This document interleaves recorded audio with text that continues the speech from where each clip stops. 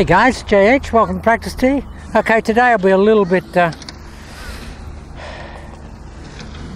could be a day to remember in terms of the evolution of channel lock. Because I was doing some stuff in the last couple of days with some guys on DaVinci Code who are doing DaVinci Code. And I was actually hitting some shots with them. And when I finished, I still had the DaVinci Code feeling and the connection in my body, and I hit some shots with all channel lock, but with DaVinci Code fire that way, where the hands stop and the club keeps going. And guys, I hit some fantastic shots. So I may graft some of DaVinci Code into channel lock. Might be a Frankenstein channel lock. Haven't hit any shots today, and that's basically the theme that I have with channel lock. First shot is always an absolute golf course orientation type shot, and just burn the requirement of the shot into the brain for the first practice shot. So here guys, this is channel lock meets DaVinci Code.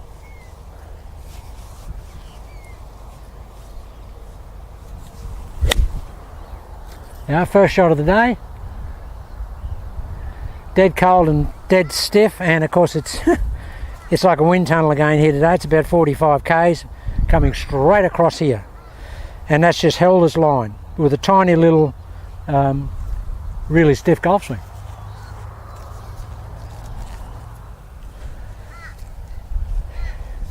And nothing's changing with channel lock protocol. Nothing.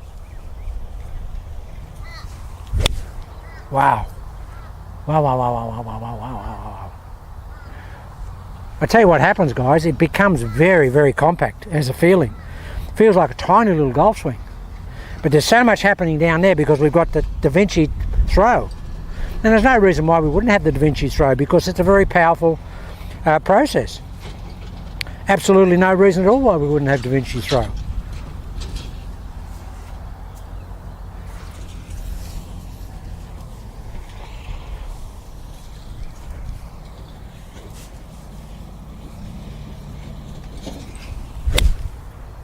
Well, that's as good as old JH can hit it, guys.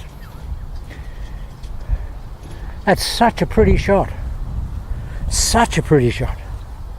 And it feels like nothing's happening. It feels like my arms don't get any higher than that.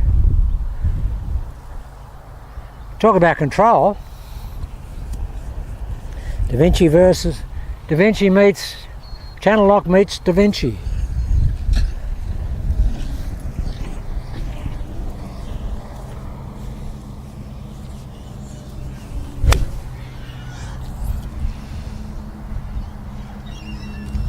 Fantastic.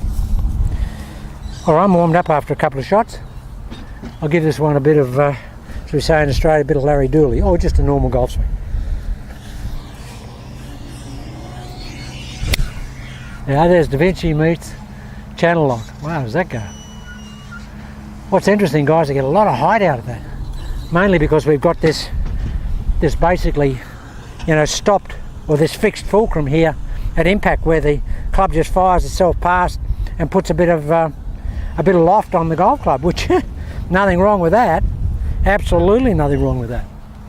A few guys have been, concerned about how low they hit the ball. Well, this, you certainly won't hit it low with this.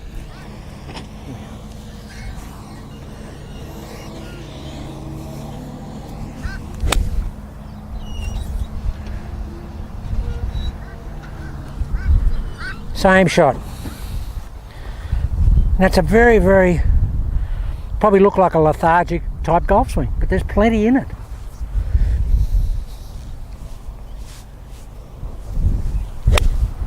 So I really did, guys, the whip that you get at the bottom. Wow.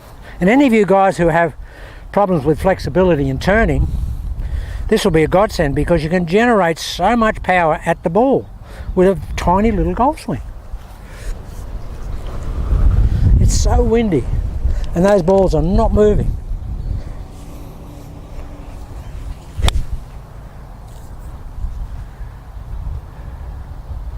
I'll tell you what's interesting, guys, what DaVinci's done. I mean, I normally hit with channel lock, I hit about a 3-yard draw. That's taking every little bit of the draw off the shot. It's just dead straight. Dead straight. And you know it's dead straight when it's into that crosshead wind.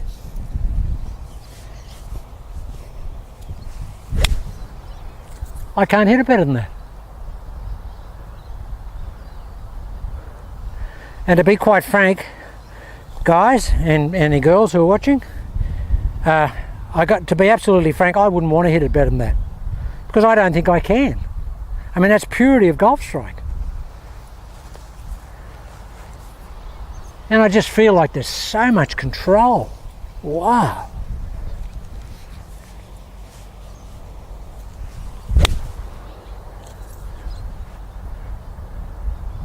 I cannot believe how straight that ball is. I mean, I hit it pretty straight anyway, but that is straighter than straight. It's a crazy thing to say, but it just doesn't move. And you got this 40k wind ripping across here. Okay, now I'm warmed up. Oh, what's amazing is just the way you get the ball, how shallow it is, and how on line it is, how at ball height it is, how early. I mean, you just scrape the ball off the ground. There's no banging down on it or anything like that, which is fantastic into the wind, because it's not a super high spin shot, which you don't want into the wind. I mean, I'm just boring holes in the wind here. It's 5-iron here, guys.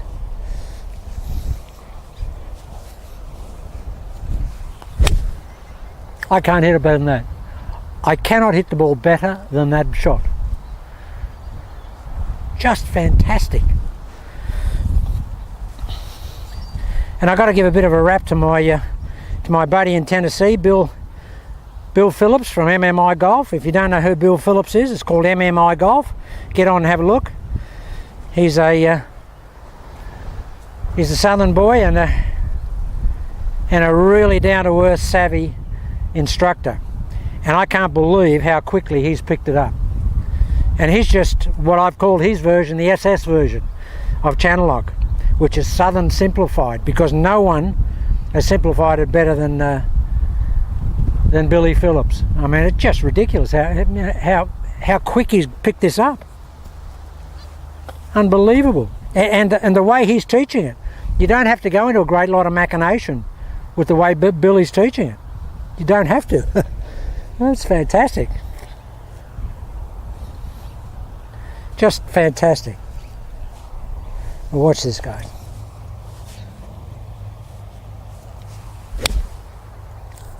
Oh, gotta tell you, guys.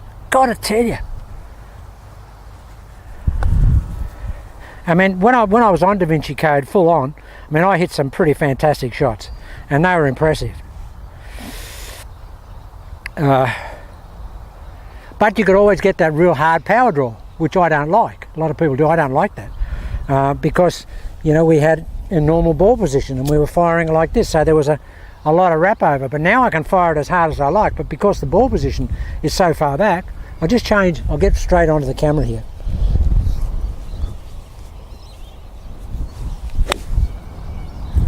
I mean, that's just fantastic.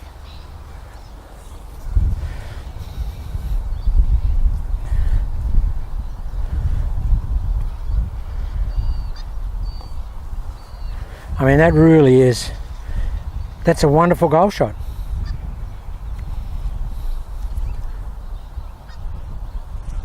And we're over in the cow paddock, guys, with the cows. Grass hasn't been made. Okay, we'll really give this one a bit of a twist. Da Vinci, channel lock, Da Vinci. Oh, I can't hit it better than that. Oh, I can't hit the ball better than that. Oh. It's just super. Now, okay, guys. Now that's something I'm going to explore going forward. I mean, I haven't got a total protocol for that yet, but it's Da Vinci, channel lock, but more channel lock, Da Vinci. So two parts of Da Vinci and probably 4 of channel lock. But the important part of Da Vinci is this. Okay, now somebody asked me about the protocol and what is it in terms of, can I explain it more fully and more slowly? Okay, I will do that. If I was going to set up with DaVinci Channel Lock, what it is, guys, the first part is the crossover, and I'll do this very slowly. When I say the crossover, the trail foot is here, and then I cross over with my arms over the trail foot to the ball. And whatever orientation I've got over here that I need for my target, here, I then back cock the shoulders from there up to square in line with the target. The shoulders are over here, guys, remember. What I'm going to do is back cock them to here.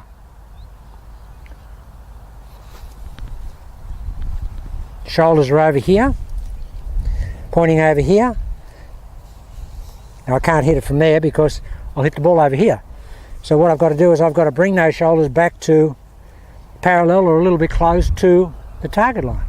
And that's what the back cocking's for. You don't have to go through that as much as I do. If you can, say for example, you just aimed left. Just aim left like Bill Phillips does. Bill Phillips is just simply aiming a little bit left with the back ball position, closing the shoulders, keeping them closed and hitting the golf ball. Now he's achieving, in essence, what I'm achieving, but I'm doing it in not a more involved manner, but just something that sort of suits me in terms of assuring my mind that I've got enough back cock on my shoulders to keep them closed enough to keep the club in the channel. But what Bill is doing is Bill is saying that he's only aiming about 15 degrees left here, and then just cocking his shoulders a little bit, bringing his foot up for balance and firing it in there. Well, I have a lot more commitment to my shoulder line, but Bill hit a couple of shots on his videos today and he hit the ball dead straight. So whatever he's doing is absolutely something you can do because it works. Okay, doing it slowly. Okay, this is what I do, guys. Here we are. This is the crossover here. I'm aimed left. Shoulders are left. I've got to bring those shoulders around to there. I can then bring this foot up to balance here. But the predominance of weight is here on this trail vertical axis. There it is. Now my shoulders are turned a lot because I find that easier when this trail shoulder is turned in behind me and sort of outside my trail foot. I find it easier to just straight line the golf club there. It's a straight line here. And guys, when I've got it up here in the backswing, all I do in the downswing is just, as a feeling, as I pull a little bit with the lead hand and I pop the lead shoulder up a little bit and I try and keep the trail shoulder back and I fire the club at the ball there. I don't try and lateralize, I don't try and get any of my mass moving this way. I just want to feel like I'm going to stay on this trail axis and the weight is just augering into the ground. All the predominance and the feel is on this trail axis. So here it is in slow motion, guys. Here, I cross over, I get here. Whatever that angle is there, I then take that angle out and square it up to the target line. I then balance this foot here. I then get my connection of my arms to my body. The ignition move for me in the backswing is a little bit of a turning that trail buttock area and that lead shoulder. That's what it feels, that's what starts it. Here, I keep going, keep pushing. Now there's a lot of pressure in that trail foot there, to the extent as I go back there without any spikes on, it wants to open that foot up because there's a lot of down pressure in it. The trail leg is doing that. That's what it's doing. It's actually auguring into the ground with the weight that's going back here. And when I get to there, guys, it's basically just a reversal. I get here and I just reverse. I move the shoulder up. I keep the head back. Absolutely keep the the shoulders back, and I just fire it in there. And the firing, guys, is to that thing there, to the golf ball. The firing is never to the target. The club will go there, but the intention can't be there, because as soon as you think that you ever want to fire the club at the target, there's always a mental message propensity that it'll make your body feel like it wants to turn towards the target, and that lead shoulder will open and you lose the channel. You just can't do that, guys. So you got to feel like once we start down, we're firing it this way. It'll feel, as I've said many times, when you've got it right, when I'm hitting it really good, I actually feel like I've blocked the shot with this lead side here, and all this is coming to a halt. I've gone here, and this is all corralled here and blocked because that lead side hasn't opened up, and that's when you get that club head really firing.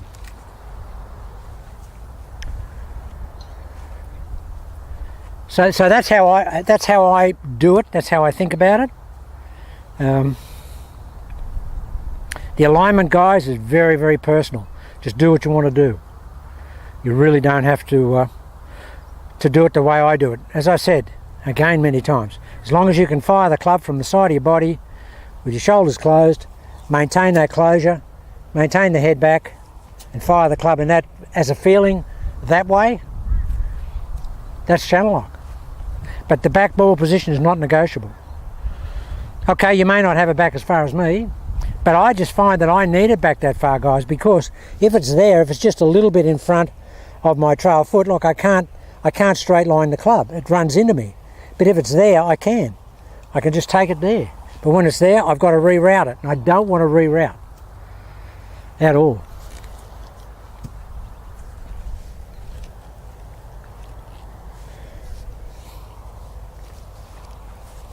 Now getting the arms in close and locked in tight is really important for me, because I just feel that trail elbow point pushed into just above my hip.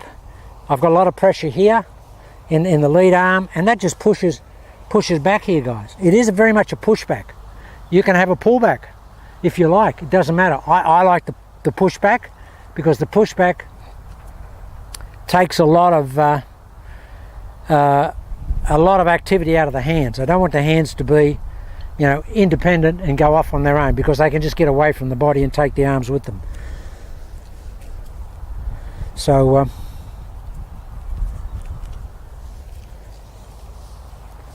here,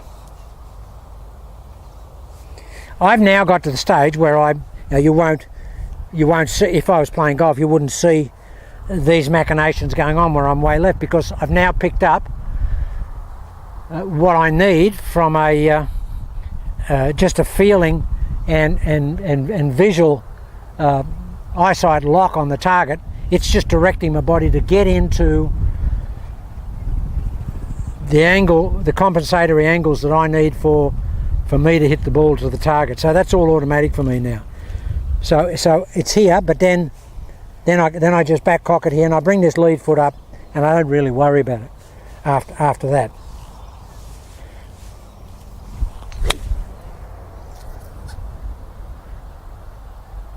It just never changes. It never changes, guys. It just never changes. And if once you get the protocol, you can forget it. You can forget everything else. Your old swing won't come back in and cross program, because this swing is so different, it just completely obliterates the old program. And the geometry is so strong that the body will pick up, and the neural pathways and the neural mechanism will pick up that the old process is just not going to work with this geometry, so it's not going to fight it. And that's what I'm finding. I don't think about the old golf swing. I don't feel the old golf swing anymore. I just feel this one. I just feel this golf swing.